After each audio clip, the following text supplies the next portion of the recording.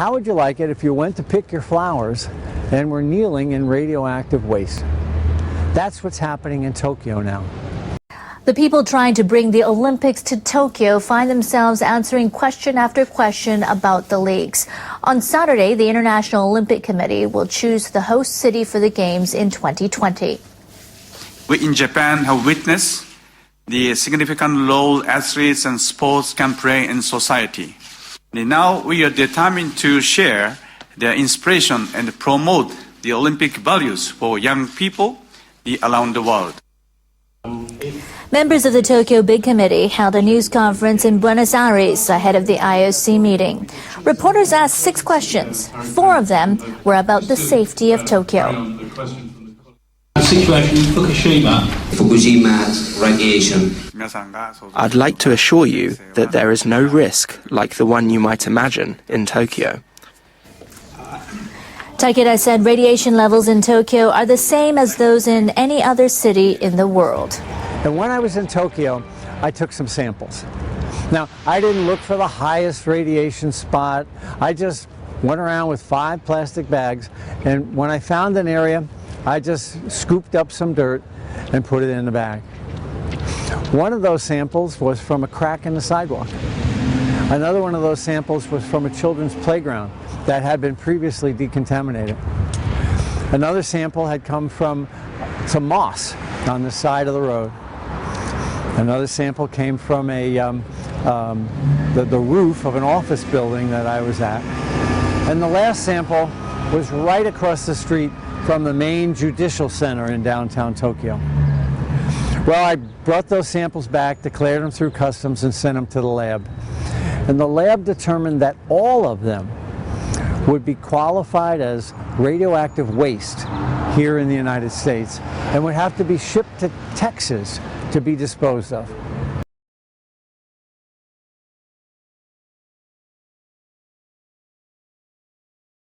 For the Japanese government recently admitted that some 300 tons of radioactive water have leaked into the ocean.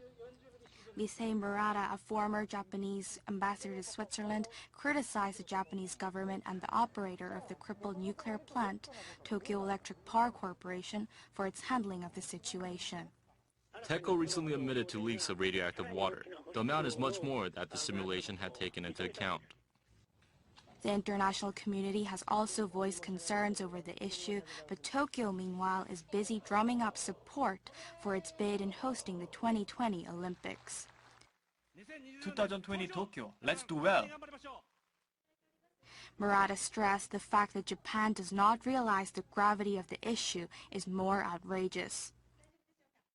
If Japan can secure the safety of its own nation, it is being insincere in hosting an international event like the Olympics. It should step down. We need to get subscribed and get this unity stronger and beat YouTube at their own game. Okay, that's what this is about. Like I say, go to the remix button, hit the remix button. That way you'll have this video and keep up with this. Otherwise, you know, YouTube's just going to control us, guys, and it's really bad.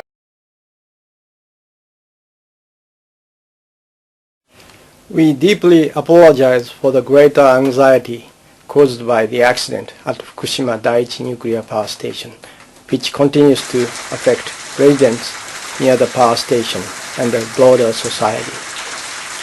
We recognize that bringing the contaminated water under control is the most urgent and serious problem that we must address.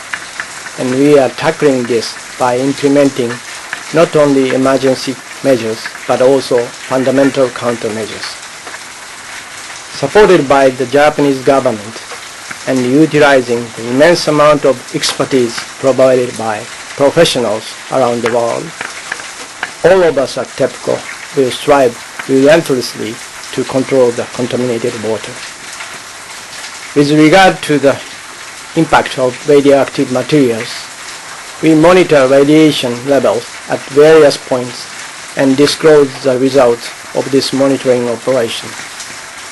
We believe that the impact on the surrounding waters is limited to the area within the port of the power plant, kilometer offshore.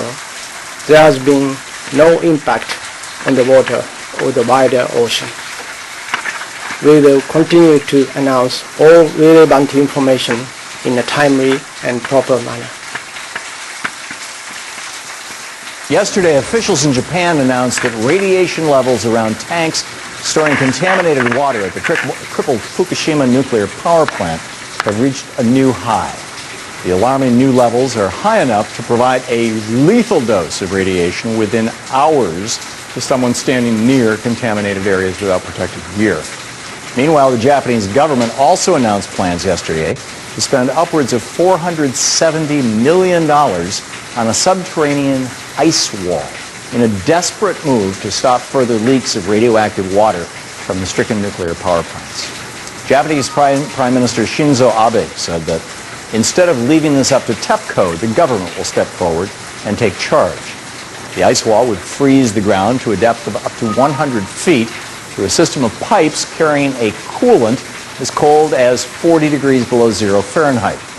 This would prevent contaminated water from escaping from the stricken plant's immediate surroundings. It would also keep underground water from entering the reactor and turbine buildings where much of that radioactive water is collected. Ice walls have been used before to deal with radioactive materials, most notably by the U.S. Department of Energy at the former Oak Ridge National Laboratory in Tennessee. But many people are skeptical of the Japanese government's plans. They argue that the sheer operating costs of the ice wall could prove to be too much of a burden. With Japan now scrambling to find ways to prevent even more destruction and devastation from the Fukushima nuclear disaster, it should be pretty clear that the time to say no more to nuclear power is now. The people trying to bring the Olympics to Tokyo find themselves answering question after question about the leaks. On Saturday, the International Olympic Committee will choose the host city for the Games in 2020. We in Japan have witnessed the significant role athletes and sports can play in society. Now we are determined to share their inspiration and promote the Olympic values for young people around the world. Members of the Tokyo Big Committee held a news conference in Buenos Aires ahead of the IOC meeting. Reporters asked 6 questions. 4 of them were about the safety of Tokyo. Situation in Fukushima radiation. I'd like to assure you that there is no risk like the one you might imagine in Tokyo. Takeda said radiation levels in Tokyo are the same as those in any other city in the world. Officials at the Tokyo Electric Power Company have warned of a potential new problem at the Fukushima Daiichi nuclear plant. They say radioactive water that leaked from a storage tank last month may have merged with groundwater. TEPCO says it collected samples of groundwater from a monitoring well about 10 meters from the faulty tank. Tests showed the water contained high levels of radioactive substances. Last month, TEPCO discovered more than 300 tons of contaminated water had leaked from the tank. Company officials said some of that water may have reached the sea. A steam leak was reported at another one of Japan's nuclear plants on Thursday, but it contained no radioactive substances. The Oi nuclear plant is located in Fukui Prefecture. The Kansai Electric Power Company says an employee accidentally opened a valve that sent steam bursting out. Witnesses say it was as high as 3 meters. 20 workers were evacuated and no one was hurt. The reactor was shut down for regular safety inspections 2 days ago. It had been one of only 2 online reactors in the country. Japan's top nuclear regulator says she's convinced a nuclear plant in northeastern Japan stands on active faults. Investigators with the Nuclear Regulation Authority have just wrapped up a second survey of the Higashidori plant. Agency Commissioner Kunihiko Shimazaki spoke after the team finished its work. Investigators focused on a trench dug along one of the faults. They conducted a similar study late last year. A draft report released in February says 2 faults beneath the plant appear to be active. Tohoku Electric Power Company operates the facility.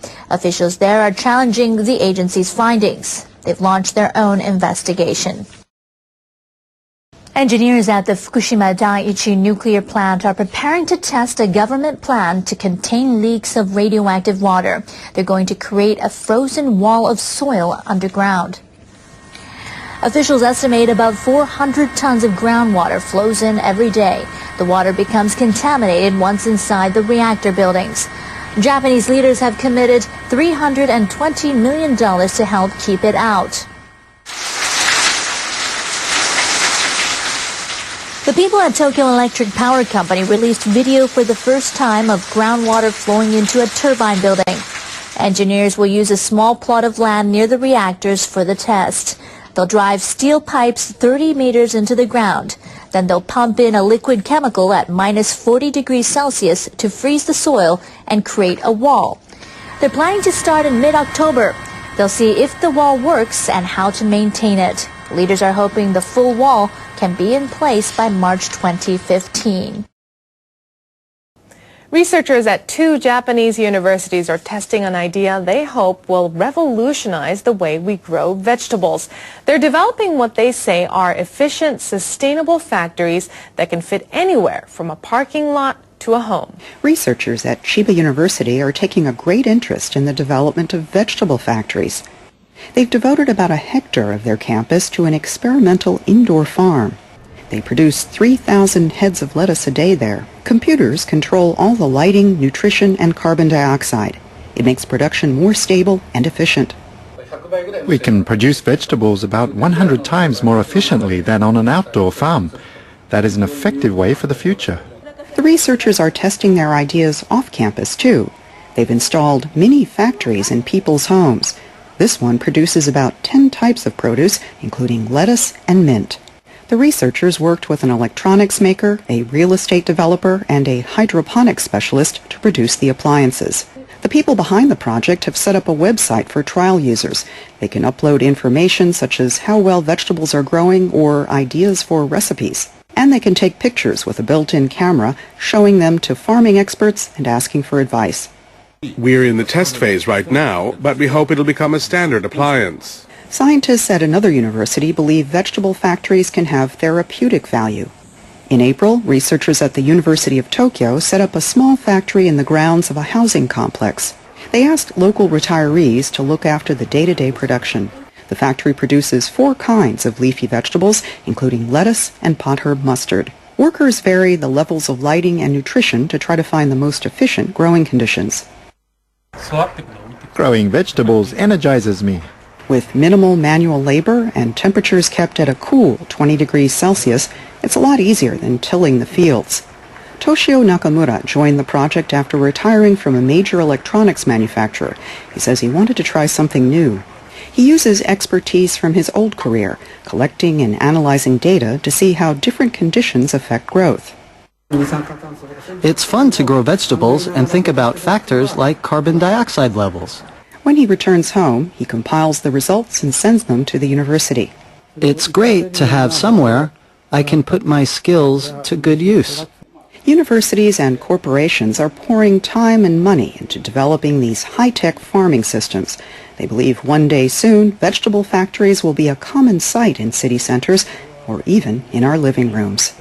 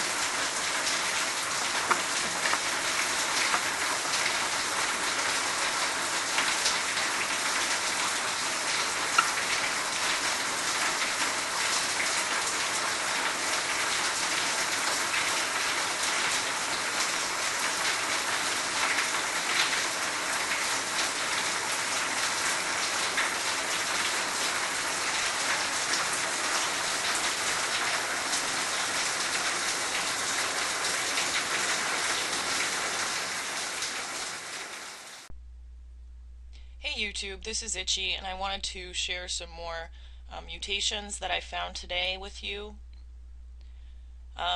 This is the technical term for what's happening to our plants. It's called fasciation, and if you just Google fasciation images, you can see numerous examples of this. This is a black-eyed Susan. Here's thickness of a stem.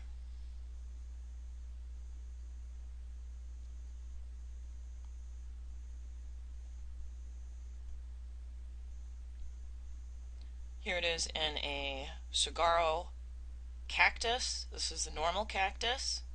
This is one that's fasciated. Here's a lily, and you can see the thickness of the stem and the abundance of blooms. Here's a dandelion. And this is a side image. This is a better image. They refer to this as coxcomb, like the thing that's on the top of a rooster's head.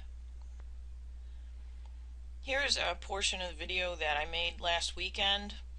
These were mutated dandelions that I found on Belle Isle in the Detroit River. That's right on the border of Windsor, Ontario, and Detroit.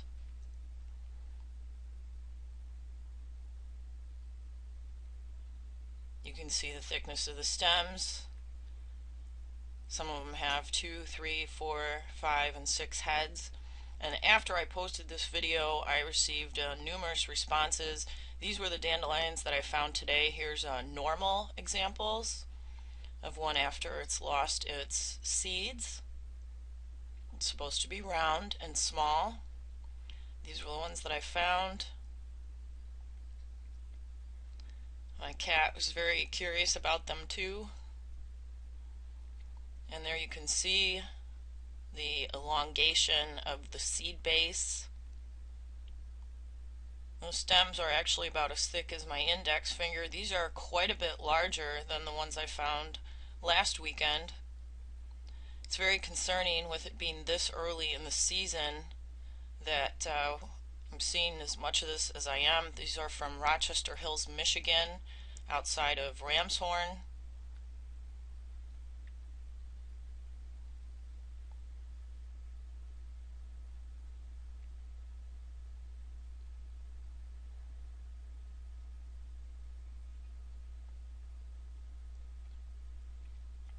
Since I posted the video last weekend, I have received other images uploaded to my site Mutation Watch or Radchick Radiation Research and Mitigation on Facebook. I've had images uploaded from British Columbia, Alberta, Washington State, Oregon, California, Maine, northern Germany, of mutations in dandelions also. And I've been saying for a few months that we were going to see this, especially in things that grow fast and uptake a lot of water. Because they grow fast, there's rapid cell division, and things that have rapid cell division are going to show the effects of radiation more.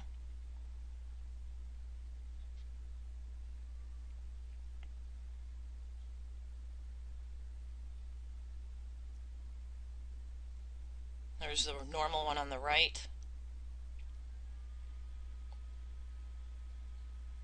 It's my understanding that these seeds will also propagate more mutated dandelions.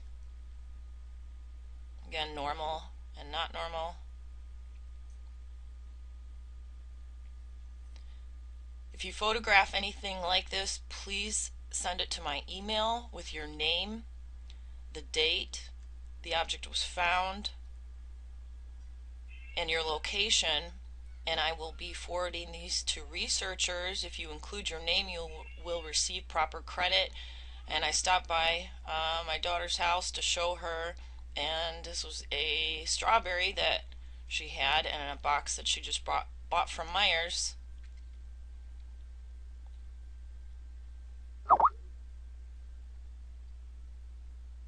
I also have a page on Facebook called Mutation Watch. you can upload the images there or send them to my email, christinax4@yahoo.com, and I'll put a link to that in the description box.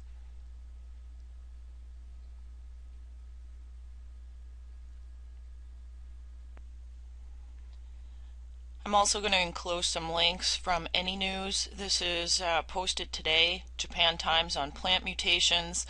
Some trees died and others grew in abnormal shapes. What I've been seeing in my area for almost a year now is that the pine trees are showing a lot of redness in some of their outer branches. It's not insect activity, because insects will leave tracks or little tubes on the bark of the tree if there's an infestation. This is happening because of cesium uptake. Pine trees seem to be most profoundly affected by this, and some plants actually do much better. They grow larger, they have more blooms. If you have any fruits or vegetables, though, that look like they have been contaminated because they're showing a mutation, like the strawberry example that I just showed you, obviously don't eat it. The approach has been to let the ecosystem work. Fungi is much more effective than millions of people at containing contamination. Another thing that you may notice in your area is an abundance of mushrooms, especially dark brown or black. The real concern is, of course, if this starts happening to babies, because fetuses are 1,000 times more susceptible to the effects of radiation, and they have rapid cell division. And there is another article that was posted on Any News a few days ago that I'm going to show you real quick. There's something also called a witch's broom effect, where the bottom of the plant fans out with the thickness of the stems.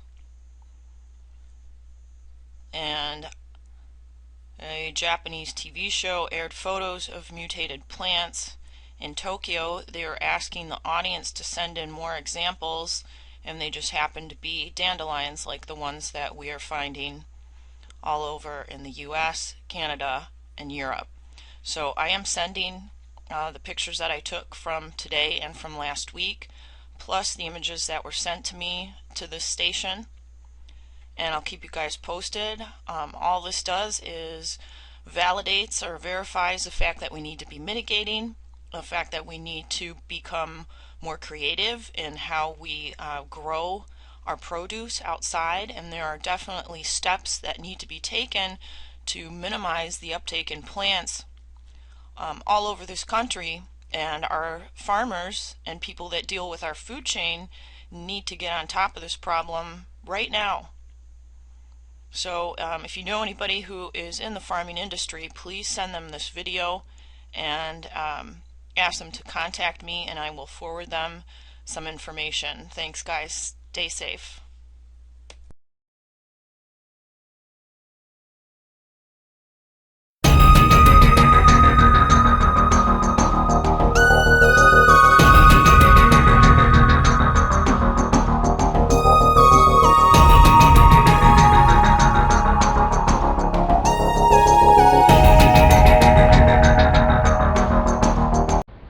Live, this is One for the Record. I'm Diana, and today is September 5th, 2013.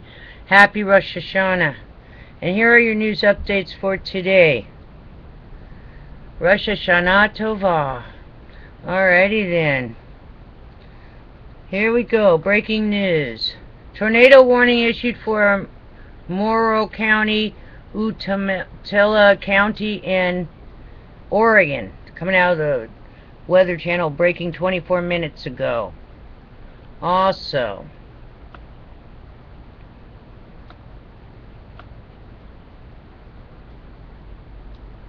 tropical storm Lorena forms in Pacific off coast of Mexico, expected to bring heavy rains. That was 51 minutes ago. Breaking weather. Okay, moving on. I have a lot on Fukushima today, so I'm going to make this very quick. The Watchers watching the world. Magnitude 6.0 earthquake struck off the coast of Costa Rica. Strong and very deep earthquake, magnitude 6.9, struck Izu Islands, Japan. Okay, that's it with that. Nothing else is new. Alright. E&E News. The energy news. Alright. Today, first video of groundwater pouring into basement of Fukushima Unit 1 turbine building. Mixes with highly contaminated water from melted down reactors and flows to Pacific. Also, Reuters, crane arm snaps while removing debris from Fukushima Unit 3. Also, I think I showed the footage on some of this. People will be consuming radioactive material coming from Fukushima. Seafood much further away from region will have unacceptable levels of contamination at times, says senior scientist. Please get yourself some kind of radiation detector. You're going to have to start checking your food. Also, let's go into U.S. Canada, see if anything's there. Emergency declared at U.S. nuclear plant due to fire in turbine building. 2 reflash events occurred. Fire emergency lasted over 4 hours. That's at Palo Verde. Alrighty then. Yesterday report. Study warns Fukushima contamination is becoming more concentrated as it crosses Pacific Ocean rather than dispersing. It's making a beeline for U.S. West Coast. Scientists causing panic in public. Alrighty then. Let's check the watchers watching the world real fast. Let's see if there's anything there. Gosh, I'm sweating a storm. Oh, it's hot. Alrighty. No. Alrighty. The Extinction Protocol 2012 and beyond. Sorry about that. Check that real quick. 6.0 magnitude earthquake strikes off the coast of Costa Rica. Okay. Let's see if there's anything else going on. No. Not right this second. Alright. So, it is 4 days down the eve of Friday. Hang in there. Be safe. Start preparing. Start preparing to move. Moving like little gardens inside. Just like Japan is doing. Alrighty then. They're starting to move their plants indoors. So we must do the same thing ahead of time. Alrighty. Take care. Be prepared for anything and stay tuned. I'm going to show mutations. So stay tuned. I'll put some after this and all kinds of information. See you on the flip side tomorrow. From WBUR Boston and NPR, I'm Tom Ashbrook, and this is On Point. It's been 2.5 years since Japan's Fukushima nuclear plant was rocked by earthquake and tsunami and melted down. The world's worst nuclear disaster since Chernobyl. And whenever there's news from Fukushima, it's been more bad news, things worse than imagined or earlier told. Rube Goldberg, crazy quilt fixes, radiation pouring into the Pacific. If the latest plan to freeze the coastline to hold in contaminated water sounds desperate, maybe it is. This hour on Point, the nuclear mess at Fukushima, how far it may reach, and what needs to be done. You can join us on air or online where this conversation never ends. What's the answer to this calamity? What's the lesson in this mess? Join us anytime at onpointradio.org or on Twitter and Facebook at onpointradio. Here's a little sound. Last week, residents of towns around Fukushima that are allowed to visit their homes get to go a maximum of 10 times a year. They're brief visits wearing protective uniforms and masks. CBS reporter Seth Doan traveled to the town of Okuma with former resident Akira Okuwara and visited his home. These are streets you drove down your whole life. What goes through your mind now driving toward your old home? It used to be a very beautiful place, he told us.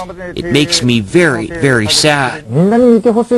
I want people around the world to understand what Fukushima is facing, he told us, and how we're still suffering.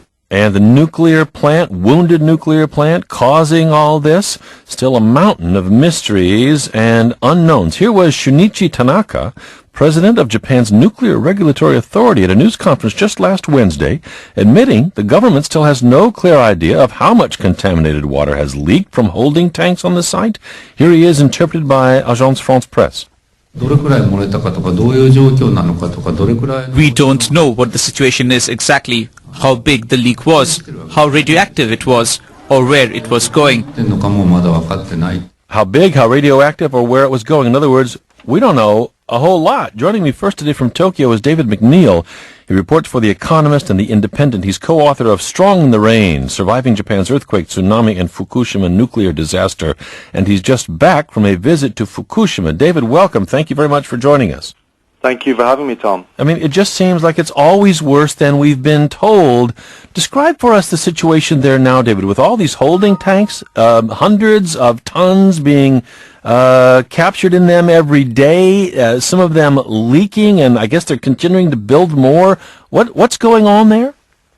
Well, as you know, the tsunami and earthquake of 2.5 years ago caused it would shut down the cooling system to the power plant, and that led to the meltdown of 3 of the reactors. And there's 3 huge blobs, 100 tons plus of melted uranium fuel in the bottom of those reactors, and the only way that they can keep it cool is by pouring water on it every day, and that goes on 24 hours, and it has gone on since this disaster began. And of course that water, when it touches the fuel, becomes radioactive. Now what they're trying to do is to decontaminate that water as much as they can, but it's only partially decontaminated, and then it's stored in these tanks. So if you go onto the site, you see that the only thing that appears to have changed in the last 2 years on site, apart from sort of cleaning up the debris, is that these tanks have mushroomed. There are now about 1,100 of them. They hold 1,000 tons of water each. They're makeshift. They're, in some cases, not put together very well. This is what we've learned in the last couple of months, of course. Some of the joints are made with sealant, and the sealant, it's believed, is corroding because of the radiation.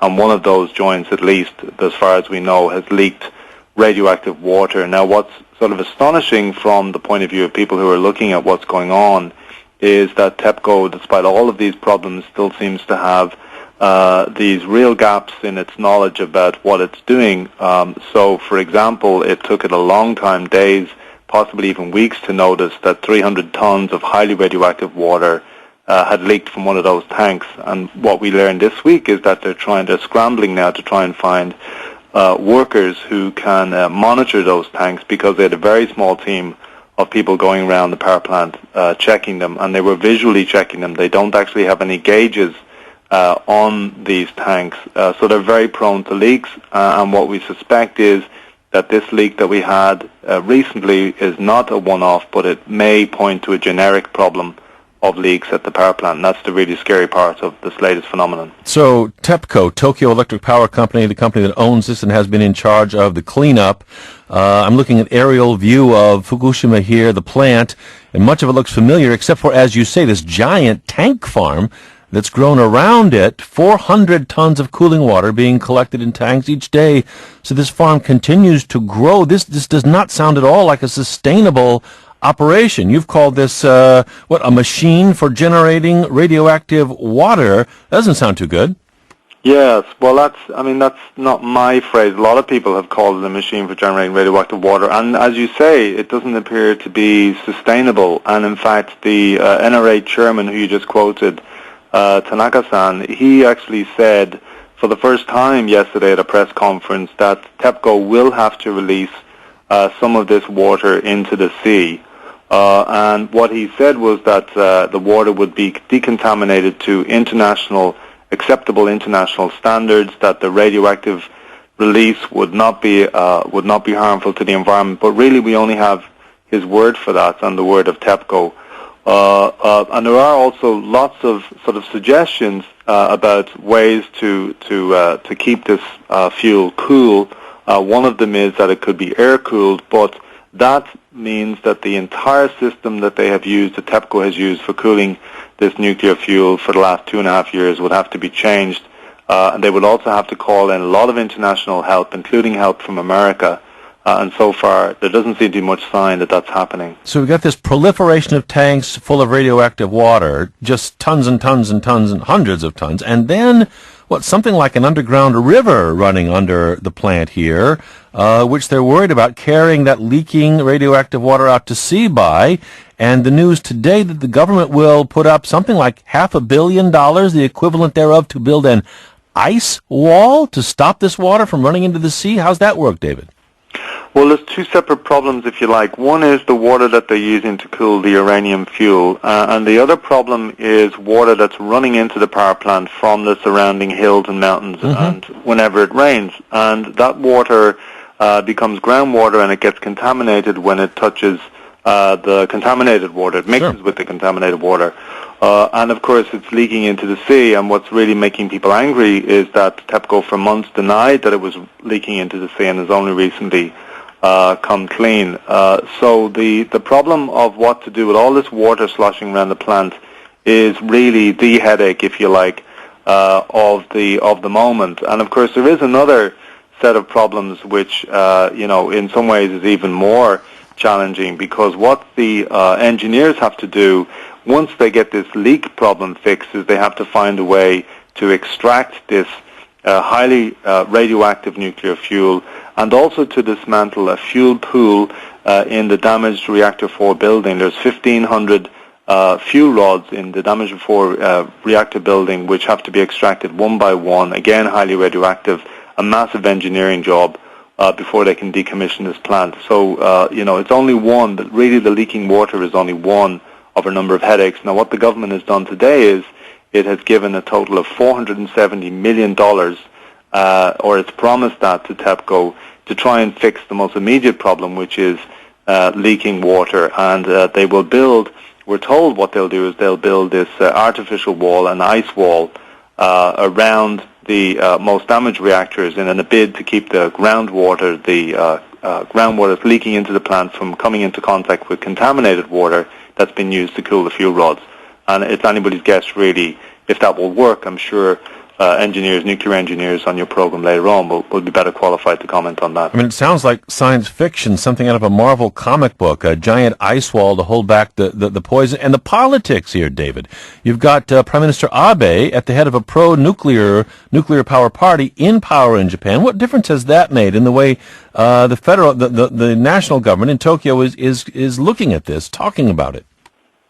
Well, I think the main difference, as far as we can tell from our perspective, is that, first of all, there is this suspicion that the government and the regulators have taken their eye off the Daiichi power plant a little bit, because they are concerned about restarting the other commercial reactors in Japan as quickly as possible. They shut down, all 50 or 60 of them after Daiichi, Fukushima? Meltdown. That's right. So they've all been shut down sort of not immediately after Fukushima, but as a result of Fukushima, the safety checks have become much more stringent. And of course, the restart of each power plant has become a political issue in each host town, host prefecture where they're based. And that has slowed down these restarts. So yes, as you say, all 50 commercial reactors will be offline, or are actually offline this month. That makes Japan nuclear free for the second time, I should say, since 1971 or 1972. How long are we talking for this nuclear zone around the power plant here? 10 more years, 50 more years, 100 more years? Well, that's anybody's guess as well. I mean, I've just been up there, and what's very clear is, first of all, that the estimated contamination levels that the government is giving based on these reading points massively underestimates the amount of radiation that there is up there. The radiation is falling, but very, very slowly. The government is spending billions of dollars to try and decontaminate the areas immediately around the power plant that were home to about 160,000 people. But most of the people that we talk to who are from those areas believe that they will never go back. Of course, there are some old people who will return, but in general, people say they don't have a hope of going home. David McNeil in Tokyo, reporting there for The Economist and The Independent, co-author of Strong in the Rain. Thank you very much for getting us started today, David. Thank you for joining us. Thank you for having me. Brooke, this is On Point. We're talking this hour about the big mess at Japan's Fukushima nuclear plant, the Daiichi plant, how far it could spread, and what it's going to take to clean it up. Joining us now from Tokyo is Yoichi Funabashi. He was chairman of the Rebuild Japan Initiative Foundation, program director of the Independent Investigation Commission on the Fukushima Daiichi nuclear accident, former editor-in-chief of the big daily newspaper Asahi Shimbun in Tokyo. Mr. Funabashi, thank you very much for joining us again at On Point. Welcome back to the show. Thank you for having me. Thank you very much. And with us today from Berkeley, California is Per Peterson. He's chair of the Department of Nuclear Engineering at University of California, Berkeley. Per Peterson, thank you for joining us. Thank you, Tom. Yoichi Funabashi, we talked with you more than a year ago. You tell us. You've come out with a very critical report about how things were handled, what led to this, and the response. Is this getting better? Is Japan getting on top of this crisis at Fukushima or not, Mr. Funabashi? Well, unfortunately, we're still in crisis, even though the government a long time ago declared ending the crisis. But as illustrated in the most recent leakage issues, that they have to, the operator still have to pour 400 tons over the reactors every day, and then they have to deal with this contaminated water somehow. Mm-hmm. So, and 150,000 people are still in evacuation. So I think that we are still in a very, very serious situation. What is public opinion in Japan about this disaster and how it's been handled? I mean, after all, Prime Minister Abe is in power. His government is pro-nuclear power. Oh, Prime Minister Abe and this government certainly seems to be very much eager to restart the nuclear plants and as soon as possible. But unless and until they really have to address this Fukushima nuclear mess, they just cannot get the public approval. And the public also is so much frustrated with that inept handling of that TEPCO on this issue. So more than 90% of the public people now demand that the government really should be in charge of dealing with this. Per Peterson in California, you know a lot about nuclear engineering. What's your sort of big take on the story of this nuclear plant and how the crisis has been handled? I think that the big story here is that the crisis clearly is not being handled as well as it should be. In the United States, we had an accident at the 3 Mile Island plant, and within 2 years, water had been managed and treated, and the processes to actually remove damaged fuel so that you would be able to ultimately decommission the plant was already underway. So the key question here is, while this is a technically more challenging set of problems at Fukushima, the technologies are much better today also to manage these challenges. So what is going on that is diverting effort from key actions such as removing the water that's in the reactor buildings so that we can stop degradation of critical structures that are needed to get the fuel out? I think that the key problem that we're facing is one of difficulty in Japan because of loss of confidence in the regulator in making decisions based on risk. Much of the water that has been treated at the plant is within regulatory standards. The decision to not release water and instead to store all of it doesn't have a basis in public health or environmental protection, and by not discharging water and instead storing it, of course, a lot of resources and effort is being diverted to activities which really are not helpful from the perspective of addressing particularly the long-term risk. In order to remove the fuel from those reactors, as we did at TMI, it will be necessary to flood up in the primary containment vessels with water so that all of the work to open the reactor vessel and to remove the material can be done underwater to keep material from being mobilized and to provide radiation shielding. Yeah. Today, the critical structure that needs to be repaired is the primary containment vessel. It's being left submerged in salty water and is corroding. So by not making prudent decisions today about what water must be discharged and what water can be safely discharged, and instead just storing it all, the risk is that it will make it in the longer term much less likely that it'll be possible to get the damaged fuel out. And so by misdirecting a lot of the effort to do things that don't reduce risk significantly, they're creating in Japan a much larger probability that in the end it will not be possible to get the damaged fuel out, and they will have to manage those plants at that site for millennia going into the future. Millennia, that means thousands of years. We've got this sort of sorcerer's apprentice vision right now, this tank farm just growing like topsy, bigger and bigger. They're saving all this water because it is radioactive, but you're saying, what, just dump it in the Pacific and get into those pools and get the fuel rods out of there? Believe it or not, much of the water that is being stored has actually been cleaned to the point where it meets fully all international standards for discharge.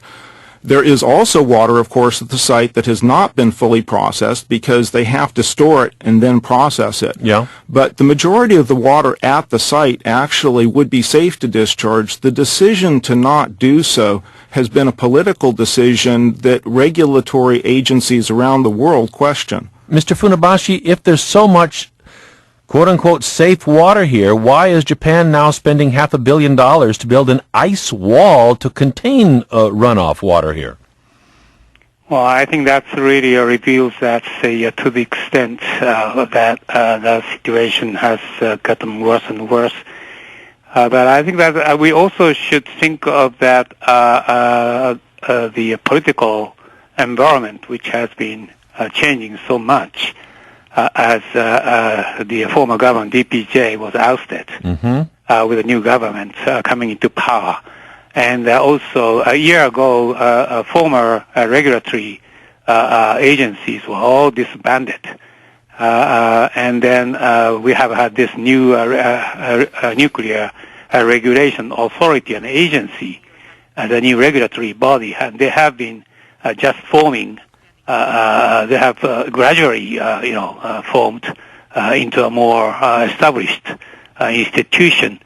So we all have been in transition, and TEPCO also has been in limbo financially, and there are much lack of cash and financial resources to deal with that. So everything. All that measures have been somewhat makeshift, temporary, and they have not really established a more sustainable long-term solution to deal with that waters and the others. Per Peterson, Japan's a big, smart country. How can it deal with such an apparent crisis in a makeshift way? Is it because there's not such a terrible risk here after all? You can just tend it for thousands of years. This is expensive, but there's no threat to life and limb? Or are they ignoring or papering over a big threat? What's the worst case scenario here? Well, I think that the Japanese regulatory system has had some significant problems before, during, and after the accident. And much of it has been around the ability to make decisions to focus on activities that really are important for risk management. For example, during the course of the accident, decisions were made to delay the venting of the containment vessels at the plant. And this was the things that contributed to these decisions involve concerns and a lot of political feedback into the decision-making process that included activities, decisions made at the prime minister's level. Yeah. The tragic thing is that because those vessels were therefore allowed to exceed their design pressure, that is what caused the majority of the cesium and iodine to leak out, as well as the hydrogen that got into these reactor buildings and that provided the source for the explosions that occurred in buildings 1 and 2. And so the inability to make the right decision and take actions that were really important with respect to reducing risk was actually the principal reason why the site is highly contaminated at this point.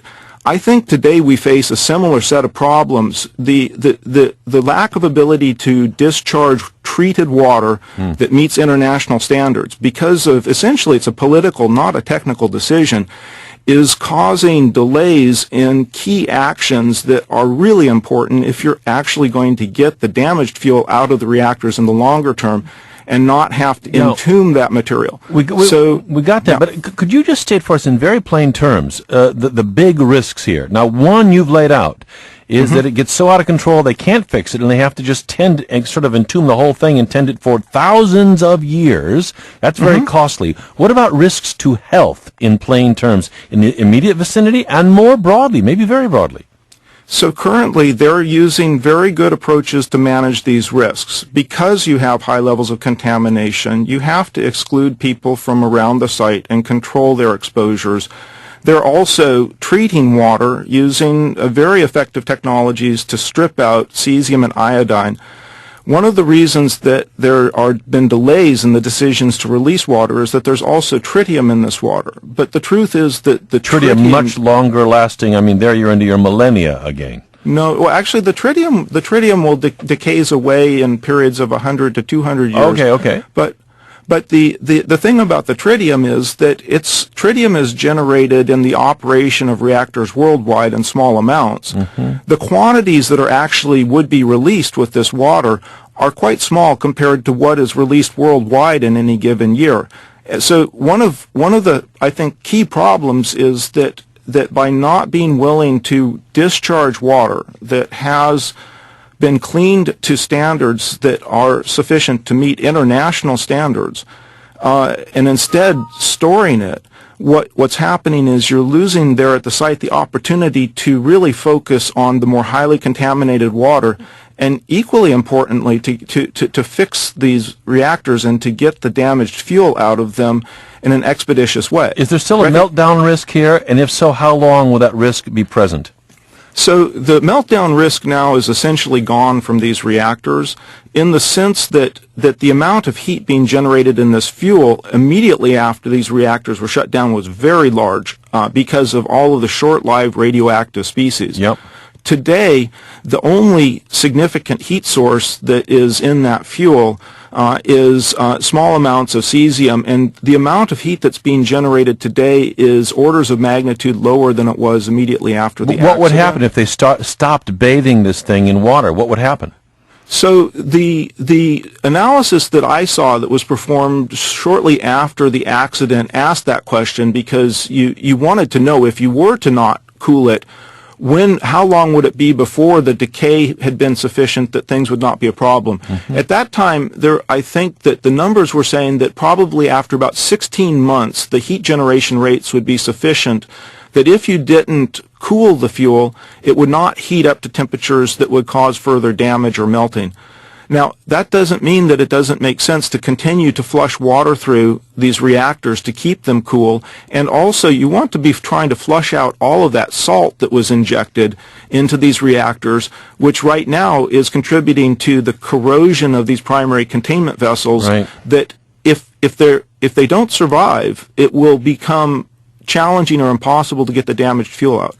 And this giant and growing tank farm of contaminated water around it. Per Peterson, please stand by in Berkeley, and Yoichi Funabashi in Tokyo.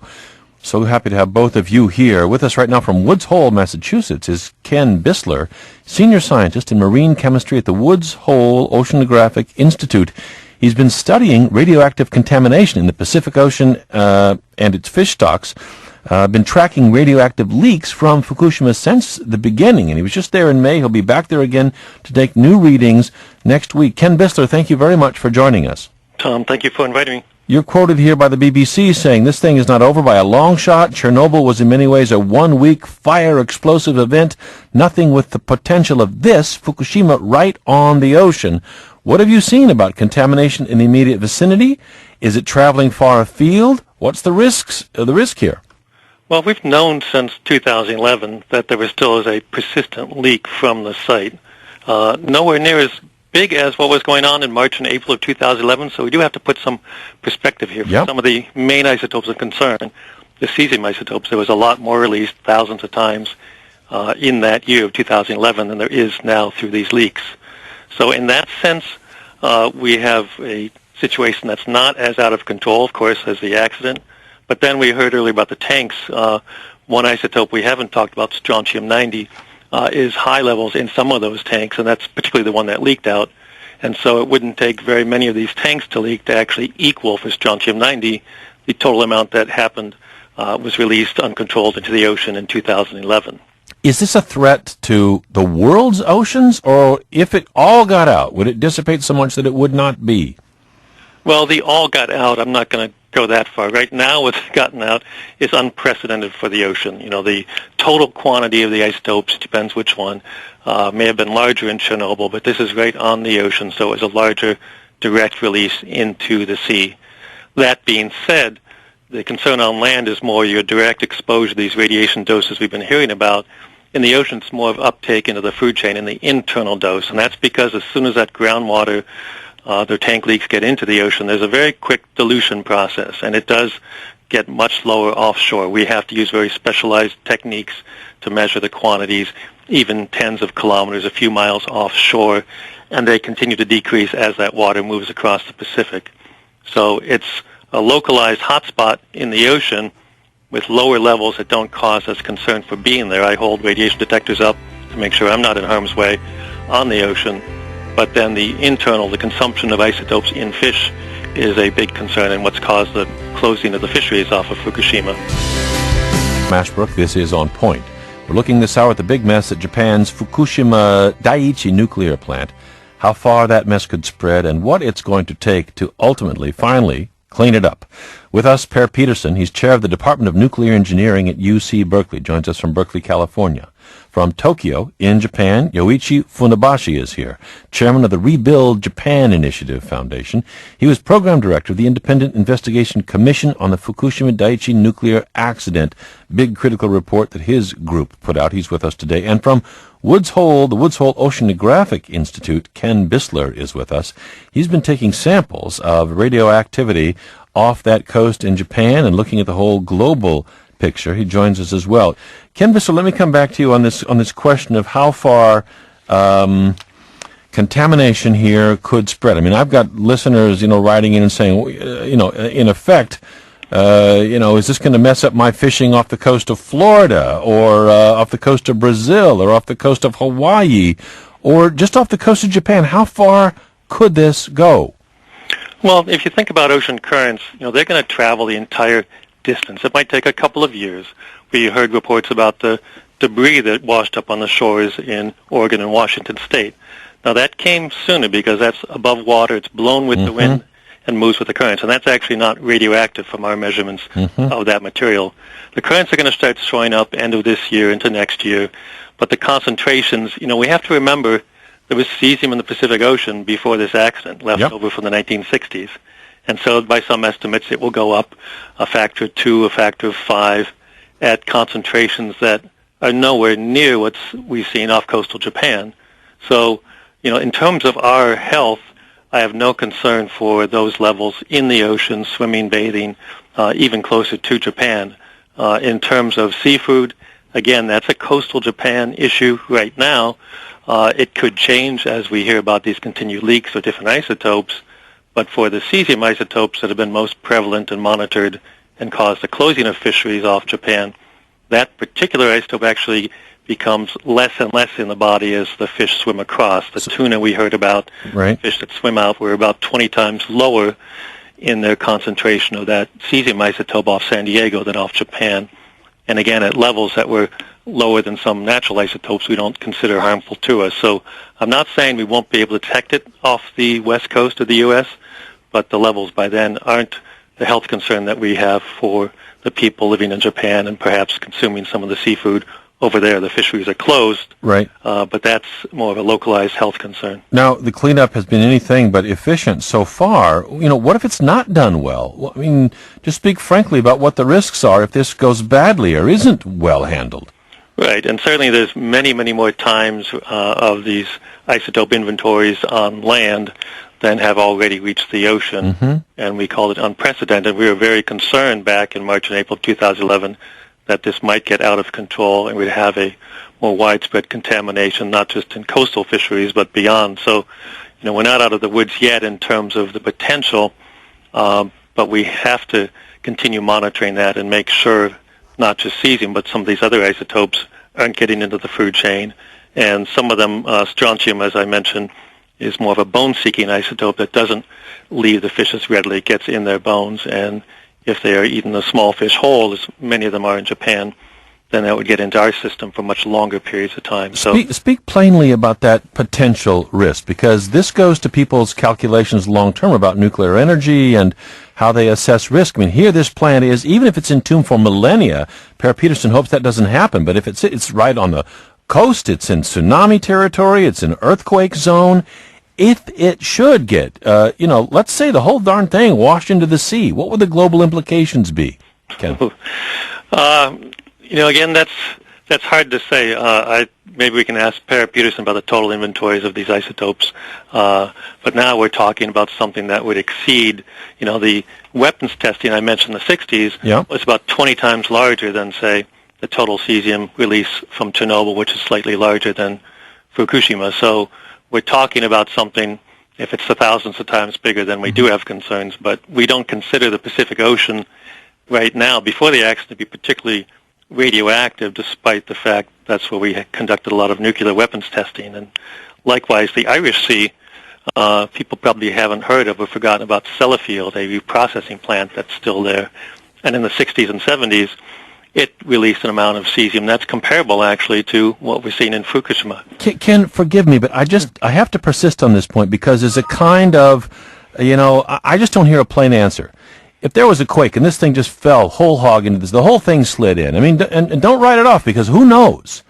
Can this kind of thing contaminate a body of water as vast as the Pacific Ocean in such a way that its full food stock would be threatened and would be inedible? It's a good question, but I find that a bit hypothetical. I think it would be hard to contaminate the entire Pacific. We just have such a huge inventory. And again, we've added in 10 to 20 times before, haven't seen detrimental effects in terms of what we consider unsafe levels. And so someone's going to have to tell me if this is going to be a million times larger or 10,000 times larger. Those things make a big difference, right, in terms of these calculations. Per Peterson, okay. Numbers that I don't know. Per Peterson, speak to those numbers. You say you could dump the tanks to get in there and fix the fuel cells and entomb them, but what about you're talking millennia here. In a millennia, lots of things can happen. Correct. So the most important thing that's been happening the last couple of years is that the water treatment system technology that's been used to purify or to clean up the water that has been pumped through the plant has the capability to pick up the radioactive isotope cesium, iodide, and strontium-90 on what are called ion exchange resins. They're very similar to what's been used at Hanford and at Savannah River in the United States to clean up fission products and tank waste, and it was the same things that were used to clean up the water in TMI. So most of the radioactive material is actually being bound up, and a large fraction of it now that is water soluble is actually bound up in these solid ion exchange resins that are designed so that they can actually be used as directly as a waste form or sent to a plant like Rokasho and glassified into waste.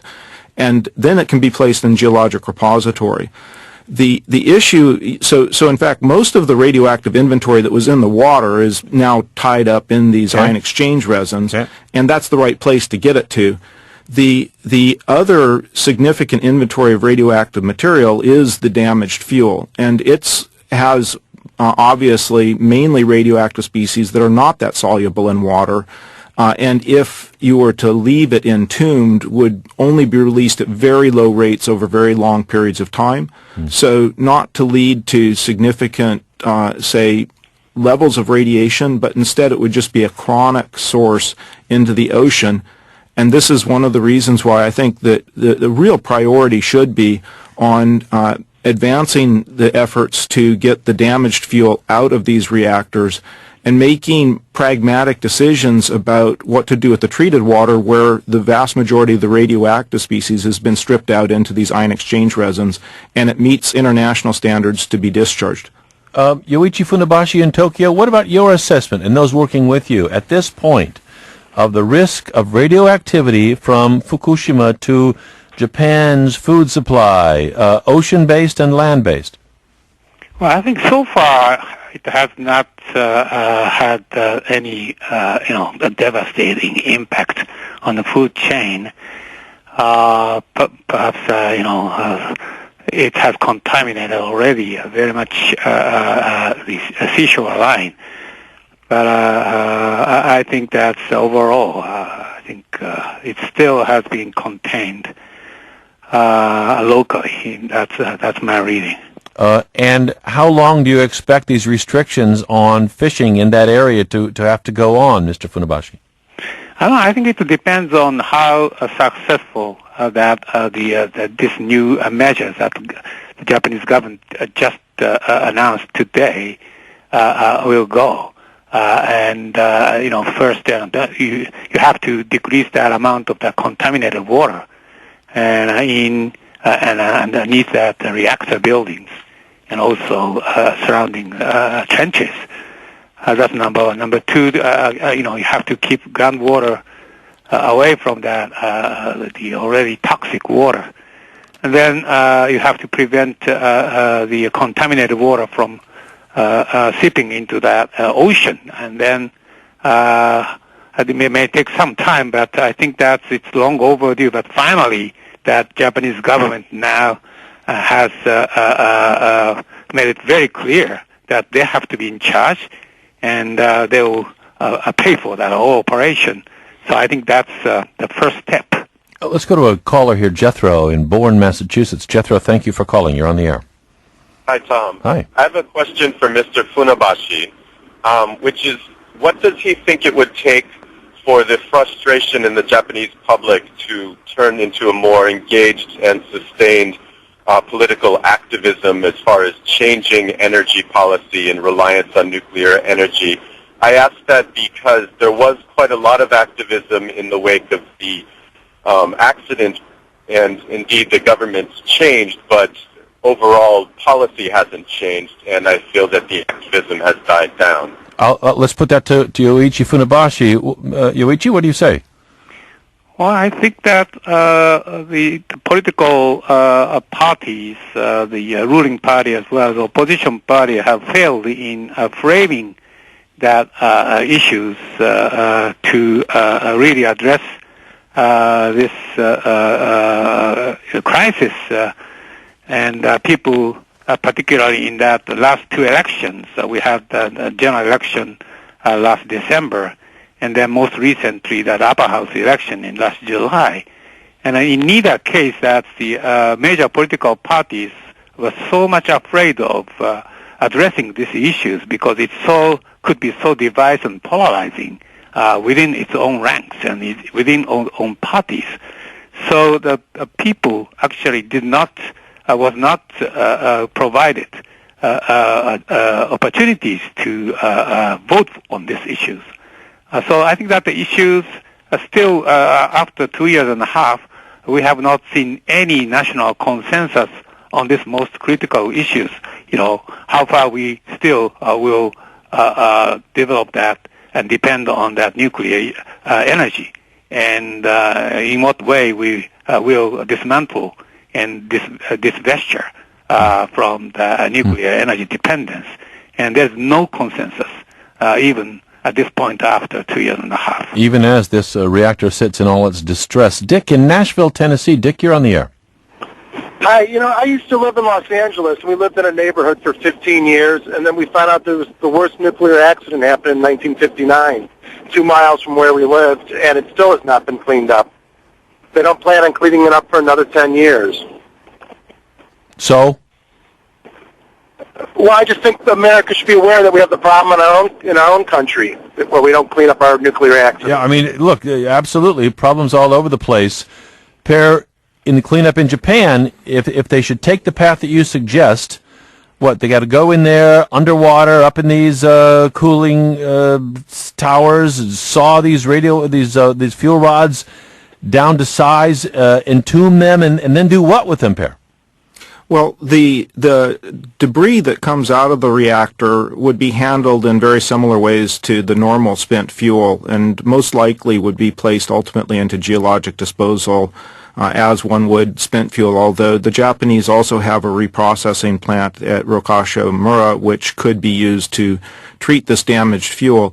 At 3 Mile Island, the work was done underwater, and the damaged fuel was broken and cut up into smaller pieces, placed into canisters, and then actually transported to Idaho National Laboratory so that they could inspect it inside hot cells. And much of our understanding of severe accident phenomenology and many of the engineered features that are in the plants to mitigate the consequences, unfortunately not used correctly during the Fukushima accident, but that knowledge comes from this experience at TMI.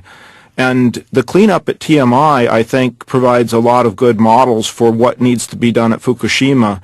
But things such as delaying the pumping of the water out of the reactor buildings and leaving critical equipment immersed in corrosive water is, I think, showing that there's a misdirection of the effort there towards activities that really don't reduce risk as much as you could by focusing on getting the damaged fuel out of the reactors. Ken Bisler, there you are at Woods Hole Oceanographic Institute. What do you think of the idea of pumping that water out into the sea so they can get in to deal with the core issue?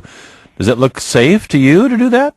Well, I think there's a wide range in contamination levels. I know they can't even take clean groundwater upstream and put that in the ocean because of opposition from some of the local fisheries groups. The tank we heard about that leaked the other day, that had extremely high levels of some of the beta emitters, including strontium-90, and that would not have been safe. And that's the number I was talking about, that 10 or so of those tanks would equal the entire amount of strontium that was delivered 2 years ago, and that's going to become a persistent problem and hang around longer in the food chain. The other point, too, is while most of these isotopes we've talked about move quickly with the currents, there is still a small fraction, and a small fraction of a big number is a significant amount of cesium in the seafloor sediments, and that's going to be there for many years, if not decades. So while the ocean dilution process goes on, there's also a concentration into things that settle to the bottom, and that's probably one reason why the bottom fish in particular, the ones that live on that material, the plants and critters down there, they tend to be the highest in some of these radionuclides. So we have to think about that whole pathway into the ocean before we consider what we're going to release and how much. Per Peterson, there's all kinds of questions raised here about nuclear power universally, but in particular, maybe we just shouldn't be building nuclear power plants on earthquake fault lines in tsunami country on the coast of the Pacific, any ocean at all. Well, if you take a look at the situation, there was knowledge in Japan 10 years, more than a decade in advance of this accident, that large tsunamis are possible. Sort of the tragedy is that no action was taken to upgrade the defenses, and in fact that was common across all the infrastructure. 20,000 people perished in that tsunami. So indeed, there's problems there that need to get.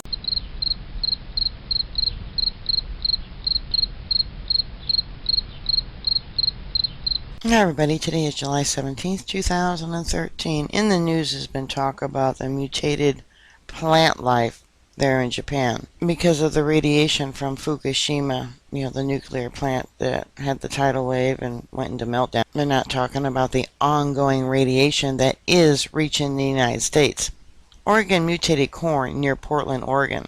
This is from Facebook, and it says with permission.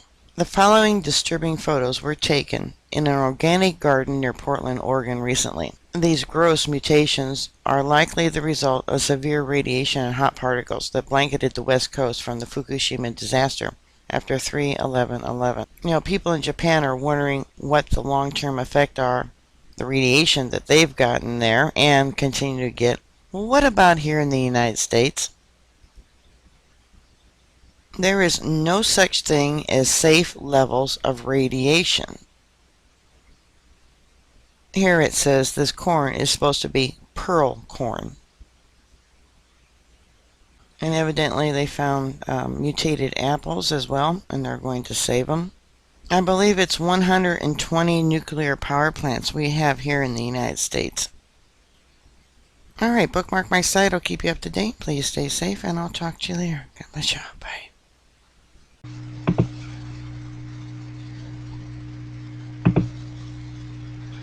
Hey YouTube, this is Itchy, and I wanted to share some more mutation pictures with you. These were dandelions that I found yesterday in Dearborn, Michigan. Now, Dearborn is located right here, and these I found 2 or 3 days ago from Auburn Hills, Michigan. This is fasciation of the top of the plant and the stem. Those were found here. The ones from yesterday are here, and the ones from the weekend before were in the Detroit River, Belle Isle. Now, it took quite a bit of searching to find these. In fact, there were lots of normal dandelions surrounding them. However, what's so concerning about this is they were found in the parking lot of the school. This is Miller Elementary School on Lois Street in Dearborn, and on the other side of the parking lot is a daycare center. Now, the playground was over to the left of the daycare. We couldn't go in there because it was fenced, and this particular plant had not only cresting and multiple blooms on the top, but very thick stems, and there were a couple of mutations growing out of the same plant. It was probably the worst one that I've found so far, and I have only checked in 3 locations over the last week, and in all 3 we found mutations.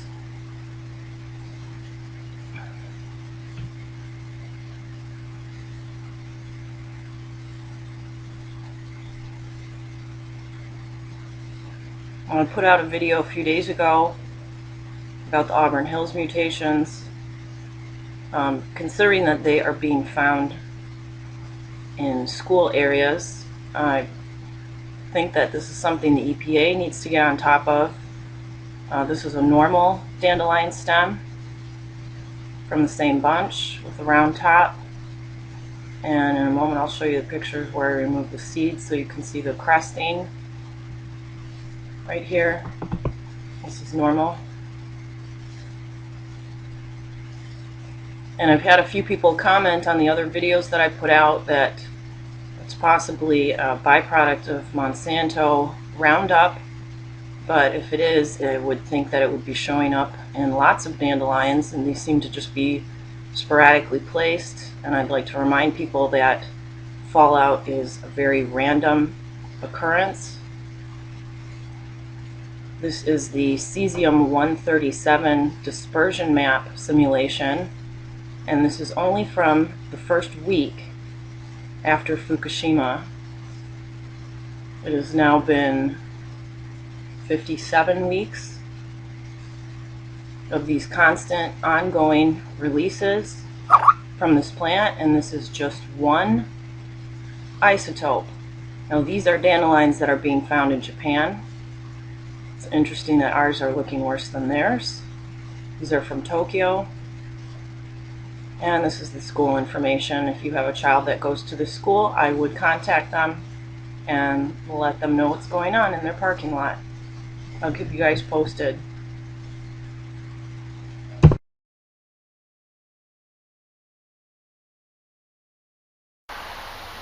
Hello again, human beings from the planet Earth. We're here with my son, Isaac Allen, the youngest of the 3, at the local swimming hole, and he has just found this dandelion, and he's got a question to ask a very informed and special lady. Go ahead, Isaac.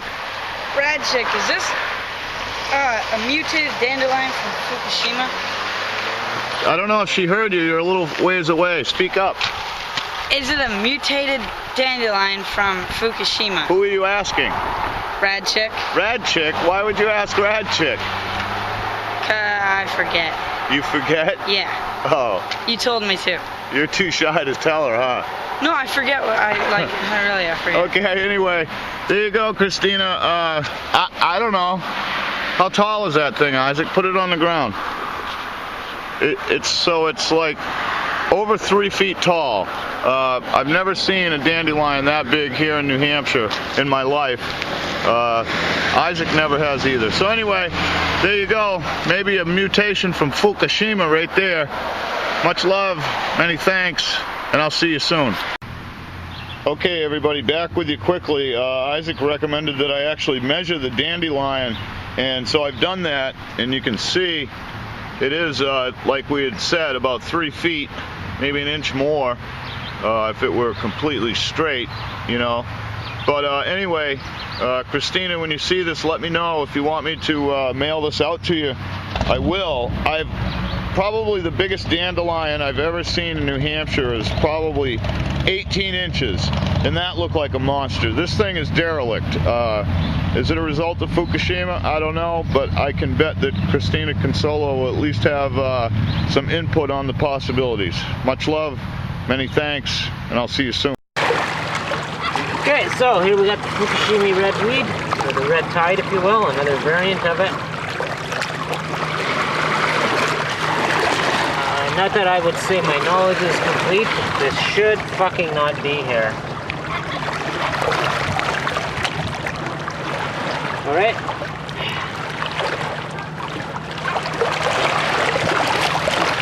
All you Okanagan marine biologists, you want to tell me what that's doing here? Okay. Search back in your records. Let me give you a hint. 1986, the year wormwood popped. Hey?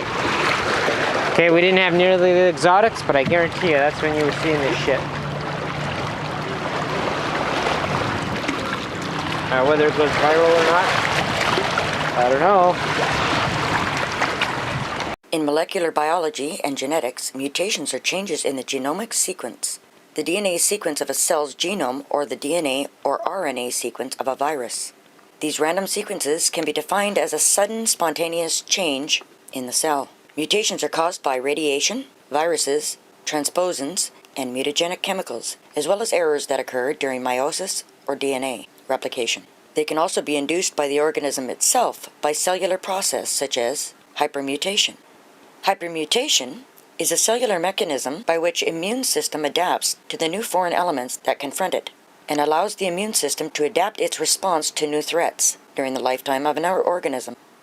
Mutation can result in several different types of change in sequences. These can either have no effect, alter the product of a gene, or prevent the gene from functioning properly, or completely. One study on genetic variations between different species suggests that if mutation changes a protein produced by a gene, the result is likely to be harmful, with an estimated 70% of amino acids polymorphisms having damaging effects, and the remainder being either neutral or weakly beneficial. Due to the damaging effects that mutations can have on genes, organisms have mechanisms such as DNA repair to prevent mutations. So I don't really know what happened to these dandelions, but definitely unusual. If you've seen my videos, I pay attention to flowers and the macro world quite closely, and this is really unusual here. Anyway, I'm in Surrey, BC. Thanks for watching.